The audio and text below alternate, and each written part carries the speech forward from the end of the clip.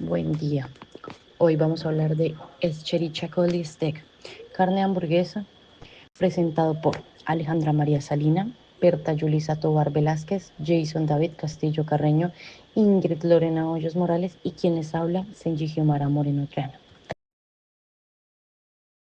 En nuestro contenido hablaremos de las características importantes del patógeno o toxina, etapas de producción de alimento y factores que condicionan el crecimiento del patógeno en el alimento, características de crecimiento e inactivación del microorganismo producción de toxinas, principales efectos en la salud, brotes o alertas sanitarias a nivel nacional y brotes o alertas sanitarias a nivel internacional. Características del crecimiento y la sobrevivencia de E. coli. Esto va a depender de varios factores ambientales como la temperatura, el pH, la actividad del agua y la composición del alimento. Tenemos de que el rango de temperatura para el crecimiento de E. coli va a ser de 7 a 8 grados centígrados y también hasta 46 grados centígrados, siendo así su temperatura óptima de 35 a 40 grados centígrados.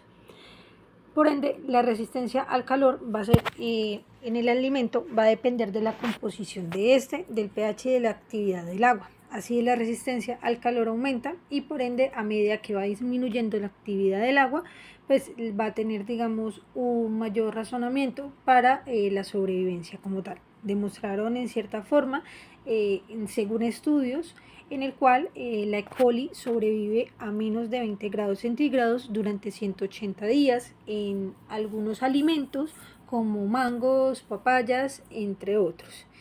Y demostraron de que en carne de hamburguesa sobrevive alrededor de 9 meses esta bacteria. Por ende, también tenemos que tener en cuenta que el pH del E. coli va a tener, digamos, un amplio rango desde 4.4 hasta 10. El pH óptimo de este va a ser de 6 a 7 y aún así en distintos estudios se ha podido demostrar que el steak es tolerante a condiciones ácidas, sobre todo en la fase estacionaria de la bacteria, por lo cual puede llegar incluso a sobrevivir a un pH de 2.5. Sin embargo, este no va a lograr sobrevivir 24 horas en dichas condiciones y menos aún poder replicarse como tal. De esta manera, el steak podría sobrevivir y crecer en productos alimenticios que antes podrían haber sido considerados muy ácidos para la sobrevivencia de patógenos transmitidos por ciertos alimentos. Cuando hablamos de la actividad del agua mínima requerida para el crecimiento de E. coli es de 0.95 en condiciones subóptimas de la temperatura o el pH, por lo cual va a requerir una actividad de agua mayor para el crecimiento y replicación de esto.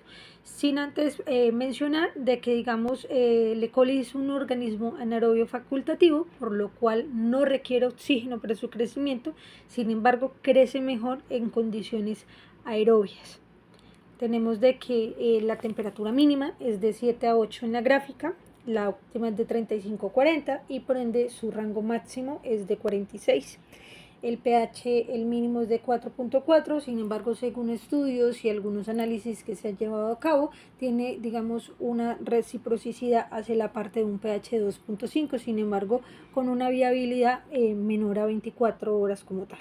Lo óptimo va a ser de 6 a 7 y un máximo de 10 en el cual puede haber un proceso de replicación. Y la actividad del agua, lo mínimo es de 0.95 y lo óptimo es 0.99, casi alcanzando su máxima expresión en la actividad del agua. Y recordando de que tiene una mejor expresión en la parte de lo que es un facultativo anaerobio. Por lo cual podemos como tal recordar de que el E. coli productor de toxina Shigella steak es un patógeno zoonótico, principalmente va a ser transmitido por alimentos, pero puede causar una variedad de manifestaciones clínicas, desde infecciones asintomáticas como infecciones con respuesta sintomatológica en cierta forma crónica en los pacientes a manera grave, como una colitis hemorrágica o un síndrome urémico hemolítico.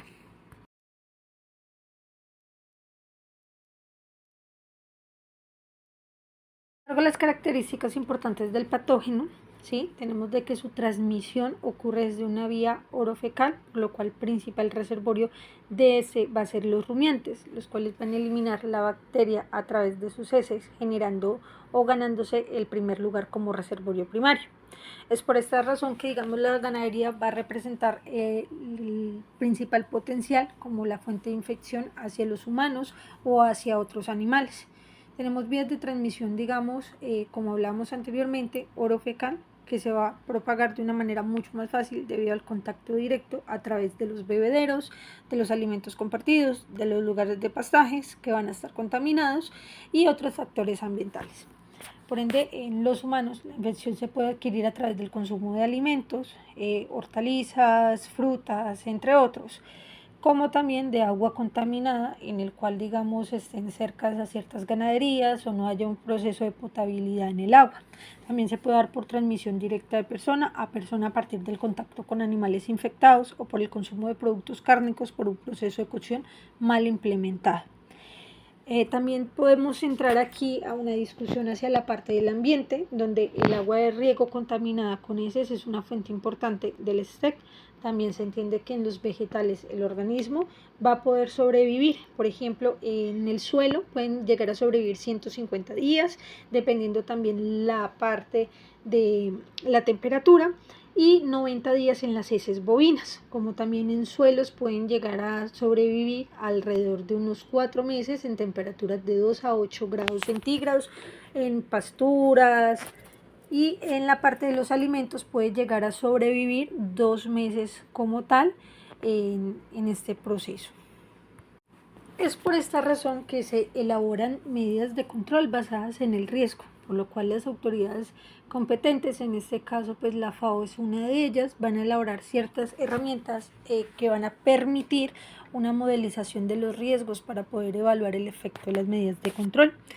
Entre ellas las medidas de control de la producción primaria, los controles en fase de producción primaria, el flujo del proceso, se van a centrar como tal en disminuir los animales portadores de esta bacteria o microorganismo y por tal el grado de excreción de quienes sí lo son, así como en la prevención y reducción de la contaminación en cultivos, plantas y además tener en cuenta lo que es la parte de las buenas prácticas agrícolas y prácticas ganaderas relacionadas con el agua, el higiene de los trabajadores, el uso adecuado de fertilizantes y biosólidos.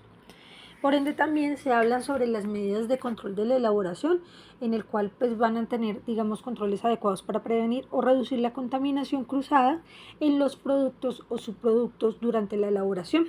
También son importantes las medidas de control durante la manipulación y el almacenamiento posteriores a la elaboración de esto, para prevenir la contaminación cruzada o la proliferación de estos, teniendo, digamos, una buena cadena de congelamiento, un buen proceso con la maquinaria, todo lo que son los análisis adecuados antes de y después del proceso. Para esto, por último, tenemos lo que son medidas de control para la distribución de alimentos, en los cuales vamos a tomar las medidas de control durante la distribución y tener en cuenta que son importantes para garantizar que el producto se almacena a una temperatura adecuada a fin de evitar la proliferación, creando lo que es una manera de trazabilidad correcta desde principio hasta fin, hasta el último consumidor como tal.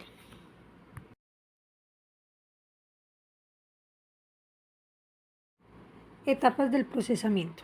Entonces hablamos principalmente que la matriz alimenticia considerada en este perfil, ¿sí? Que estamos hablando desde la parte de carne de hamburguesa o carne molida, en este caso bovina, ¿sí?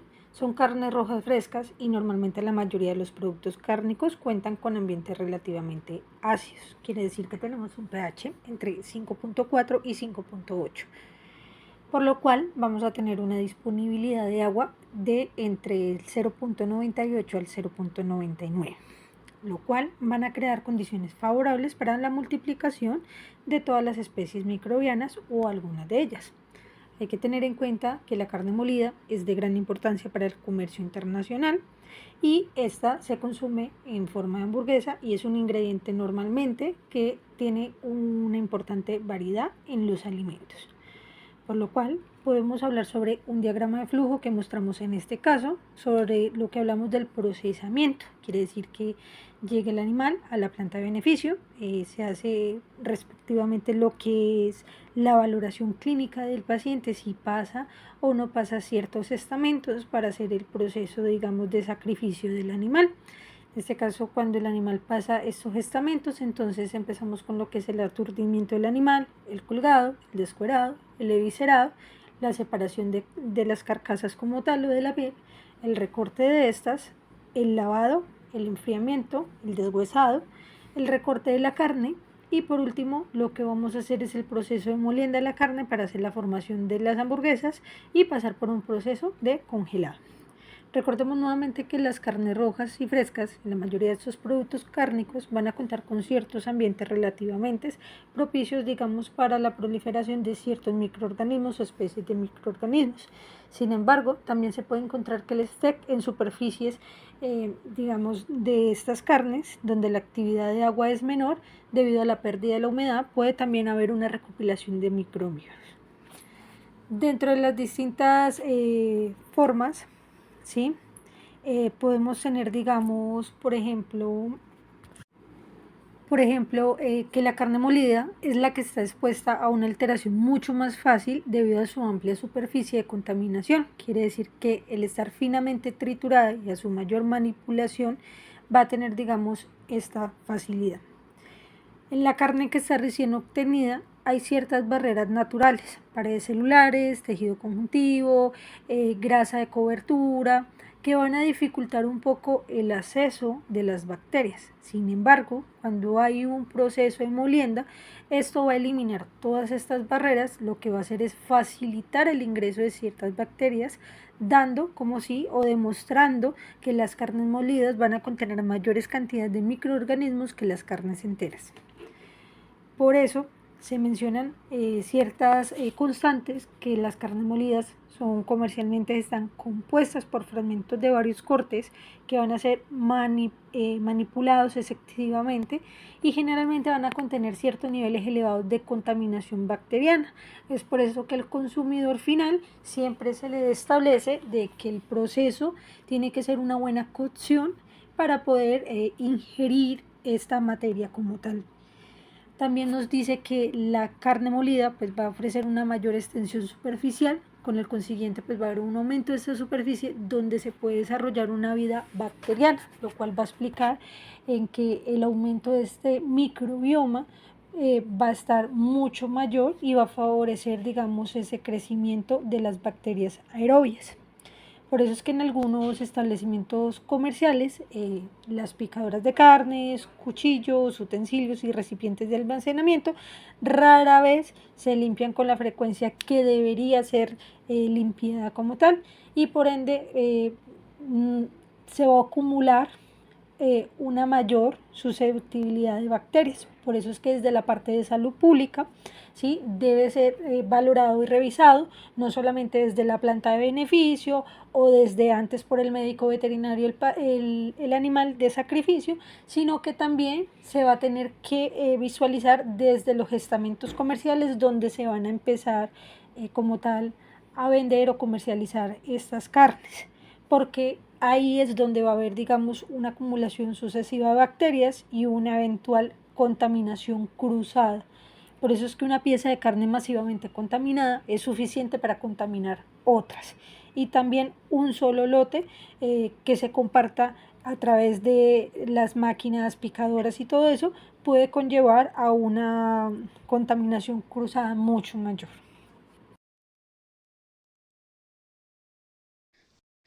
Etapas de producción del alimento carne de hamburguesa. Para la obtención de la carne, vamos a tener en cuenta todo el procesamiento de beneficio de los bovinos que van desde el aturdimiento hasta el enfriado de las carcasas. Si bien el E. coli no está presente en la carne roja, se presenta como resultado de contaminación con heces que se pueden presentar en uno o varios puntos del sacrificio, ¿sí? Y este porcentaje de presentación en la carcasa puede ir hasta el 16.8% de acuerdo con lo revisado en literatura. Como procesamiento secundario tenemos el deshuesado, recorte de la carne, que salen los cortes comerciales de carne, caja de trimming, que son subproductos o cortes más pequeños de carne que van para molienda, para la carne molida, para materia prima de las hamburguesas. De acuerdo con lo consultado, estas carnes molidas pueden tener una prevalencia del 16.7% para E. coli steak.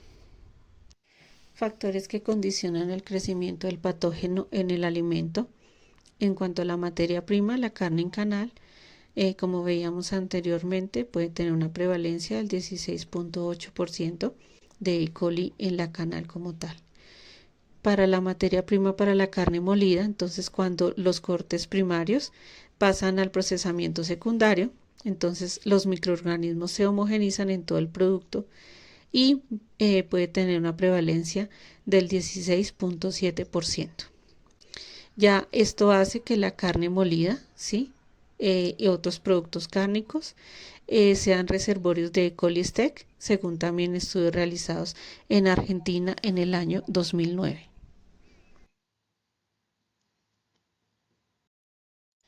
Otro factor que condiciona el crecimiento del patógeno es el almacenamiento de la carne. Entonces, a temperaturas no refrigeradas mayores a 7 grados Celsius se presenta crecimiento del E. coli steak, ¿sí? Sin embargo, si ya hay presencia, pues estos se mantienen en condiciones de refrigeración de 2 a 5 grados Celsius. En cuanto a superficies, entonces el contacto de hamburguesas contaminadas con superficies como tablas de cortar de plástico durante 5 a 10 segundos, pues pueden transferir también este E. coli a las superficies. Y formación de biopelículas, ¿sí? Entonces es una estrategia que usa el E. coli junto con otras bacterias, ¿sí? Para sobrevivir y persistir en los entornos del procesamiento de los alimentos.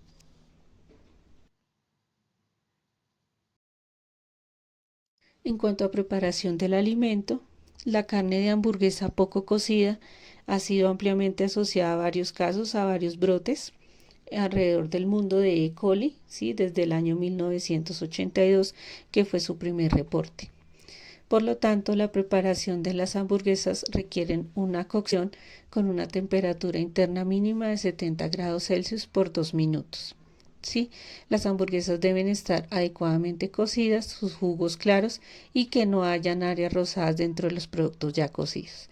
La FDA en Estados Unidos recomienda que estos productos de carne molida se cocinen de modo tal que todas las partes del alimento se calienten a una temperatura mínima de 68.3 grados Celsius durante un mínimo de 15 segundos.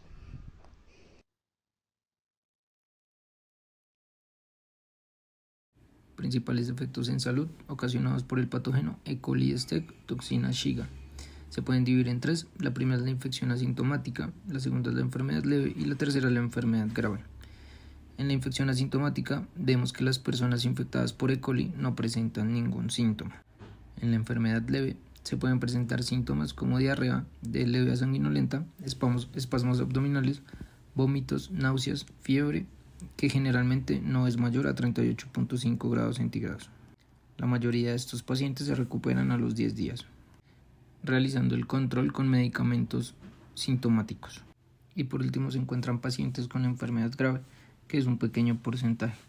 En esto se puede presentar colitis hemorrágica, estenosis, necrosis intestinal, afección en el sistema nervioso central y convulsiones.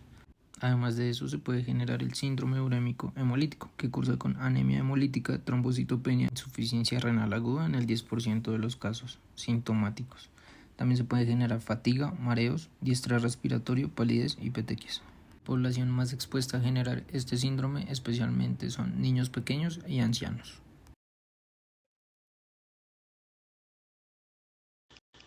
Bueno, vamos a hablar ahora de los casos a nivel nacional de E. coli en carne de hamburguesa reportados.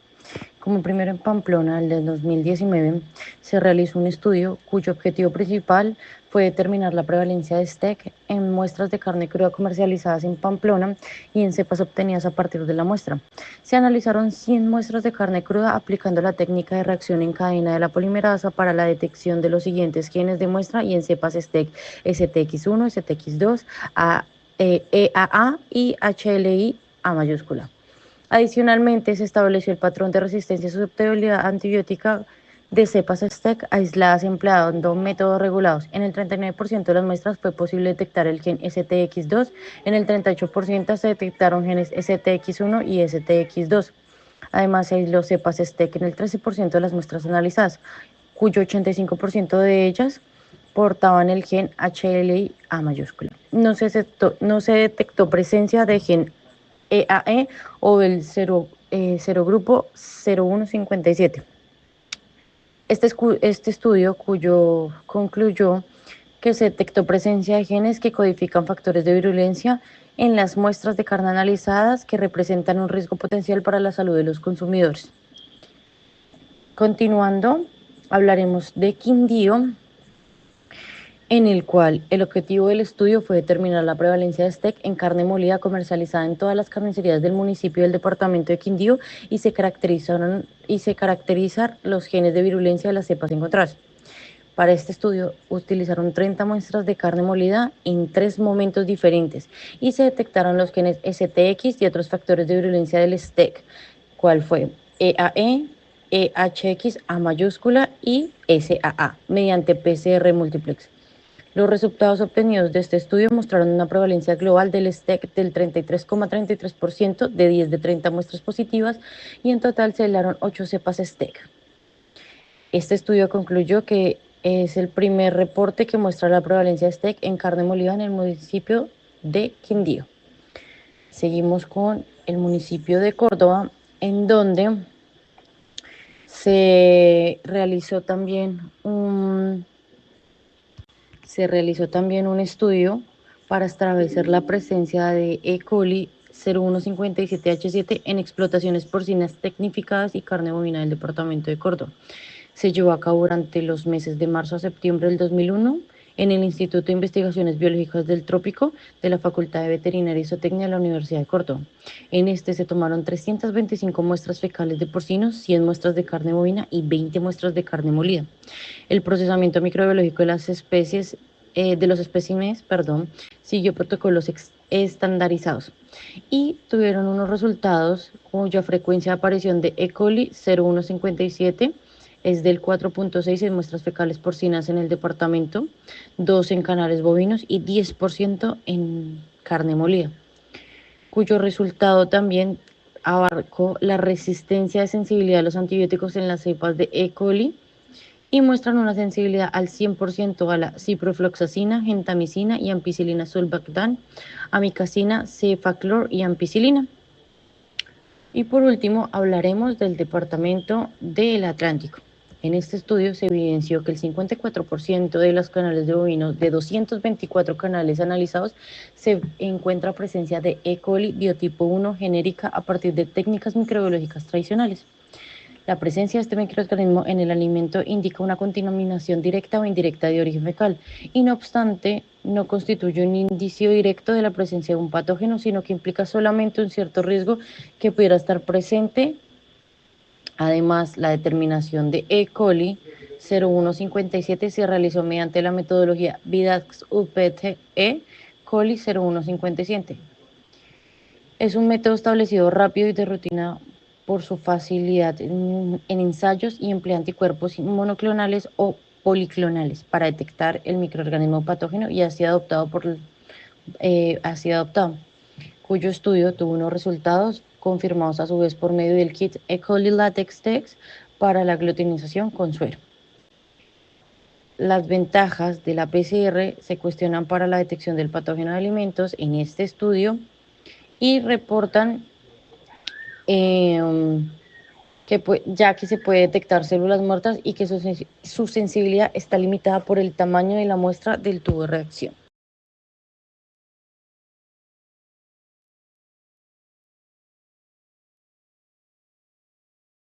Buenas tardes para todos y todas. En esta diapositiva vamos a revisar los casos que encontramos reportados a nivel internacional de E. coli en carne de hamburguesa. En el diagrama quisimos poner de mayor a menor los países que han reportado más casos a menos casos. entonces los brotes o alertas sanitarias a nivel internacional de E. coli en carne de hamburguesa.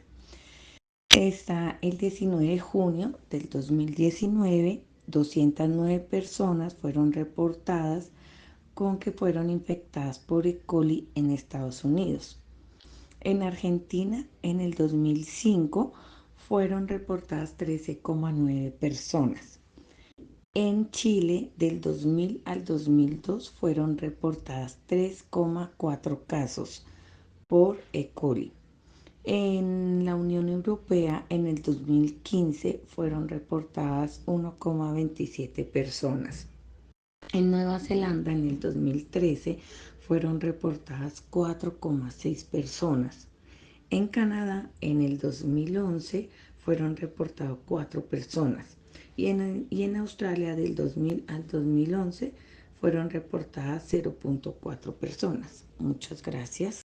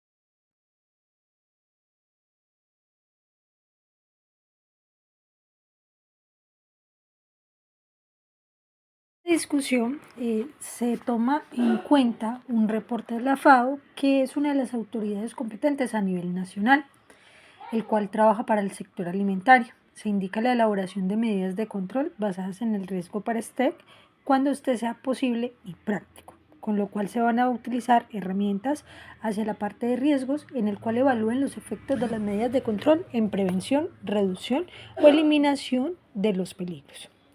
Sin embargo, en Colombia, actualmente no se han desarrollado ciertos modelos predictivos para describir el comportamiento de este patógeno en alimentos como carne molida u otros subproductos cárnicos. Por tanto, se da a entender de que queda, digamos, al margen de la parte de estudio desde la salud pública y epidemiología. Conclusiones. La probabilidad de contagiarse con E. coli en carne de hamburguesa es de un 64%, ya que no se tiene el manejo adecuado y la manipulación de esta carne adecuadamente. Se necesita además capacitación del personal que manipula y prepara estas carnes para que tengan un mayor conocimiento sobre los riesgos y peligros que causa esta bacteria en salud pública. La preparación de las hamburguesas requiere una cocción completa donde se logre una temperatura interna de la carne igual o mayor a 70 grados por 2 o más minutos para eliminar el patógeno. El agente patógeno E. coli productor de toxina Shiga STEC es responsable de infecciones gastrointestinales graves tales como el síndrome urémico hemolítico, SUC y la colitis hemorrágica.